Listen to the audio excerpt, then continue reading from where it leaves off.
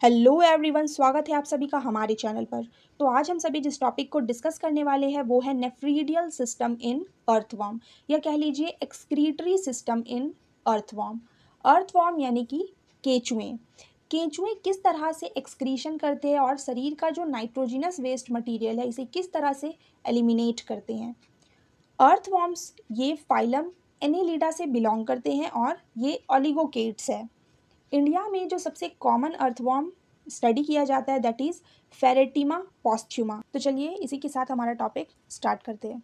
Earthworm के जो excretory organs है ये है नेफ्रीडिया। नेफ्रीडिया ये सेगमेंटली अरेंज्ड ऑर्गन्स है। क्योंकि इनकी बॉडी सेगमेंटेड होती है तो हर एक सेगमेंट्स में हमें नेफ्रीडिया देखने को मिलता है। ये बहुत ही स्मॉल माइक्रोस्कोपिक होते हैं एंड नेफ्रीडिया देखने में पतले पतले से ट्यूब्यूल्स लाइक स्ट्रक्चर होते हैं।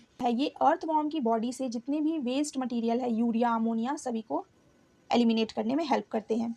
अर्थवर्म्स में जो नेफ्रीडिया प्रेजेंट होता है ये बहुत ही स्मॉल साइज्ड के है and hence they are called micro nephridia, क्योंकि इनका साइज बहुत ही छोटा होता है। नेफ्रीडिया देखा जाए तो सारे सेगमेंट्स में प्रेजेंट होते हैं, बट स्टार्ट के 2-3 सेगमेंट्स में ये नहीं होते, जैसे कि पेरिस्टोमियम में ये देखने को नहीं मिलता है। Nephridia are ectodermal in origin. Nephridia का अगर ऑरिजिन देखा जाए तो ये एक्टोडर्म से ऑरिजिनेट होता है। अब इसमें नेफ्रीडिया के 3 मेन टाइप्स होते हैं, इसे हम डिटेल में एक एक करके देखते हैं।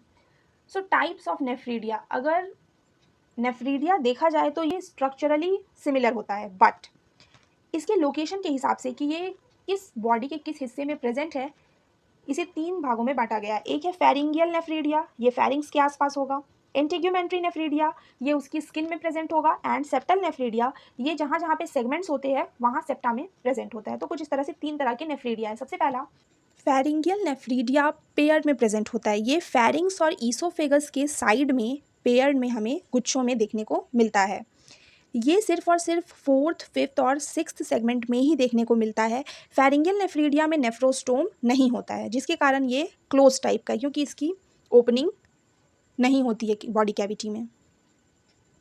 तो ये जो फेरिंगियल नेफ्रीडिया के गुच्छे पेयर्ड में प्रेजेंट होते हैं, इनके जितने भी टर्मिनल डक्ट्स है, यानी कि हर एक नेफ्रीडिया का जो आखिरी छोर है वो सभी इकट्ठा होकर के एक कॉमन डक्ट में मिल जाता है। तो इसी तरह हमें 3 पेयर्स ऑफ फेरिंगियल नेफ्रीडियल डक्ट देखने को मिलते हैं। इसे हम फिगर की हेल्प से ज़्यादा अच्छे से समझ पाएंगे। देखिए, तो ये है अर्थवर्म का एंटीरियर पार्ट। यहाँ पे इसका माउथ प्रेजेंट है।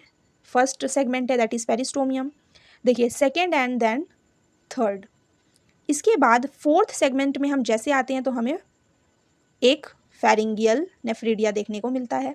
फिर 5th में और 6th, तो ये सिर्फ और सिर्फ 4, 5 और 6 ये 3 सेगमेंट में ही देखिए पेयर में किस तरह से ये फेरिंग्स है और ये ईसोफेगस है, इसके दोनों तरफ ये पेयर में प्रेजेंट होता है।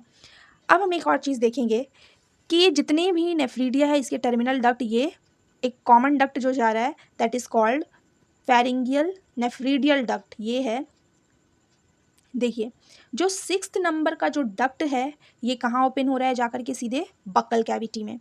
6 नंबर का ही सिर्फ बक्कल कैविटी में होता है, अदरवाइज जो 4th और 5th नंबर के डक्ट्स है ये ओपन होते हैं फेरिंग्स में। यहाँ पे हमने लिखा है कि 6th segment opens into buccal cavity and 4th and 5th opens into the pharynx. तो जैसे कि हम देख रहे हैं कि जो भी वेस्ट मटेरियल ये यहाँ से एब्जॉर्ब करता है वो सीधा चला जा रहा है एलिमेंट्री कैनाल में, ये इसके डाइजेस्टिव ट्यूब में चला गया। तो hence it is called enteronephric nephridia, क्योंकि इसके जितने भी वेस्ट मटेरियल है ये शरीर के बाहर वो नहीं डिस्चार्ज कर रहा है, ये चला जा रहा है एलिमेंट्री कैनाल में। तो सेकेंड नेफ्रीडिया है इंटीग्यूमेंट्री नेफ्रीडिया। जैसे कि नाम से ही समझ में आ रहा है ये अर्थवर्म की स्किन में प्रेजेंट होगा। ये जो नेफ्रीडिया है ये इसके अंदर की तरफ का जो सरफेस है, जो इसकी बॉडी वॉल है, जो इसका स्किन है उसके अंदर के सरफेस पे यानी कि पैराइटल सरफेस पे प्रेजेंट होता है।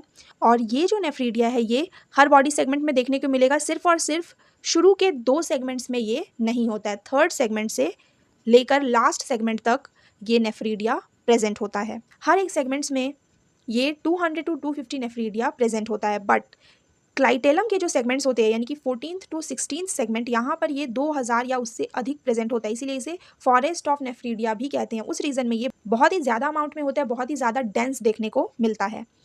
इंटीग्यूमेंट्री नेफ्रीडिया बहुत ही छोटे छोटे होते हैं एंड इनका शेप वी लाइक होता है। देखिए, ये भी क्लोज टाइप ऑफ नेफ्रीडिया होते हैं क्योंकि इनमें भी नेफ्रोस्टोम नहीं होता है। तो नेफ्रोस्टोम नहीं है तो इनकी जो ओपनिंग है सिलोम में, बॉडी कैविटी में, वो नहीं होगी। ये जितना भी वेस्ट कलेक्ट करते हैं इसको ये नेफ्रीडियोपोर के हेल्प से ये सीधा स्किन के बाहर उसे रिलीज कर देते हैं, यानी कि आउटसाइड ये इसे रिलीज कर देते हैं। इनका जितना भी, चूंकि एक्सक्रीटरी वेस्ट मटेरियल है वो शरीर के बाहर चला गया, एलिमेंट्री कैनाल में तो नहीं गया, इसीलिए इसे कहते हैं एक्सोनेफ्रिक नेफ्रीडिया। ये अपने सारा वेस्ट मटेरियल को सीधा शरीर के बाहर पहुंचा देते हैं।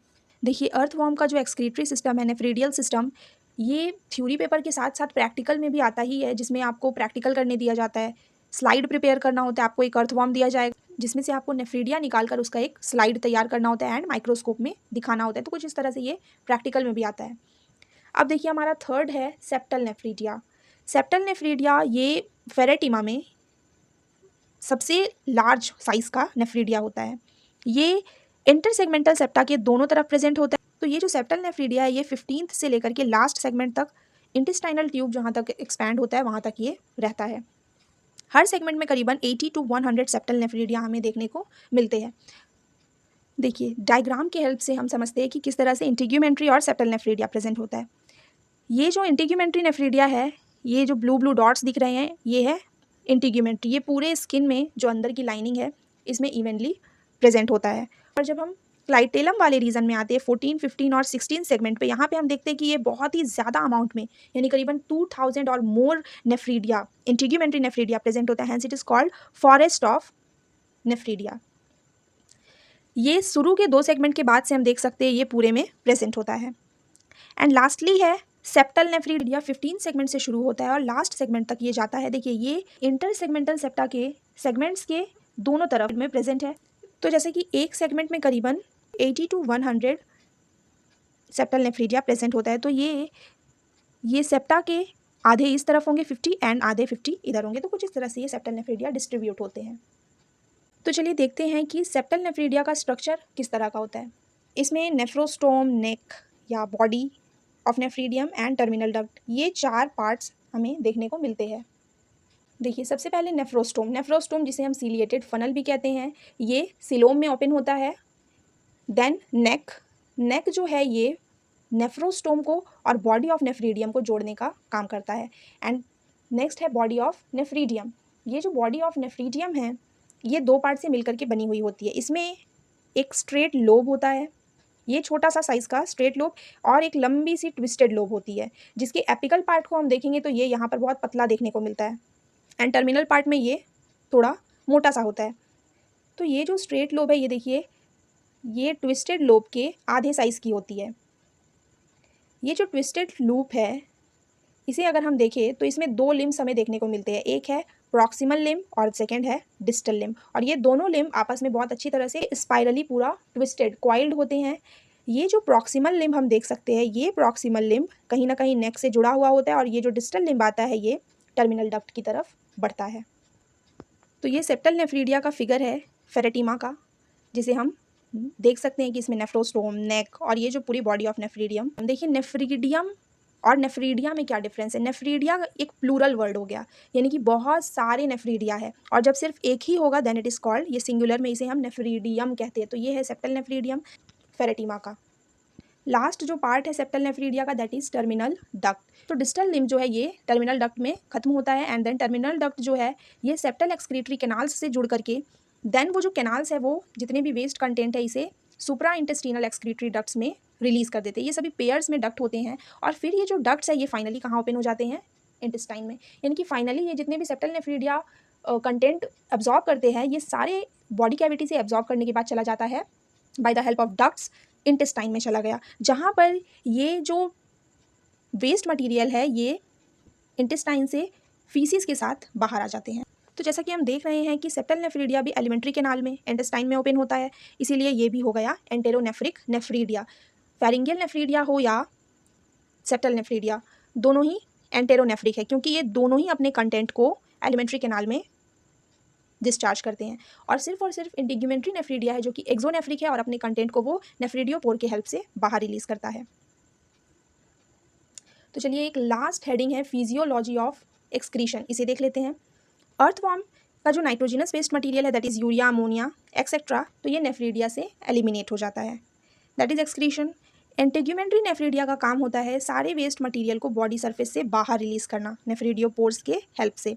तो ये जो इंटीग्यूमेंट्री नेफ्रीडिया है ये सारे वेस्ट मटेरियल को कलेक्ट करके सीधा बॉडी के बाहर एक्सक्रीट करता है, यानी कि ये एक्सोनेफ्रिक है। और फेरिंगियल और सेप्टल नेफ्रीडिया है ये दोनों वेस्ट प्रोडक्ट को सीधा एलिमेंट्री कैनाल में ही डिस्चार्ज करते हैं, यानी कि जो इसका डाइजेस्टिव ट्यूब है वहाँ पर रिलीज कर देते हैं, तो ये फीसिस के साथ पास आउट हो जाता है। सेप्टल नेफ्रीडिया ये जितने भी सिलोमिक फ्लूइड में इसे वेस्ट मटेरियल दिखते हैं, नाइट्रोजिनस वेस्ट दिखता है, वो उसे एब्जॉर्ब करके एक्सक्रीशन में हेल्प करता है। एंड लास्टली नेफ्रीडिया ना ही सिर्फ एक्सक्रीशन में बल्कि ऑस्मो रेगुलेटरी इन फंक्शन यानी ऑस्मो रेगुलेशन वाटर बैलेंस में भी ये बहुत ज़्यादा हेल्प करता है। तो इसी के साथ हमारा ये टॉपिक यहाँ पर ख़त्म होता है। तो यही था हमारा आज का टॉपिक, नेफ्रीडियल सिस्टम इन अर्थवॉर्म या कह लीजिए एक्सक्रीटरी सिस्टम इन अर्थवॉर्म। हमने देखा कि किस तरह से अर्थवॉर्म में एक्सक्रीशन होता है।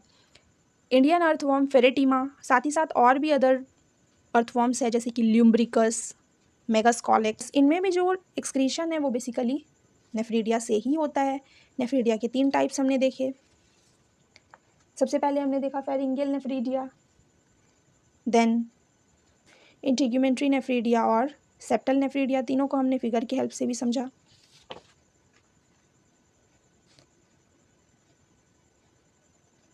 फिर हमने सेप्टल नेफ्रीडिया के स्ट्रक्चर को डिटेल में देखा।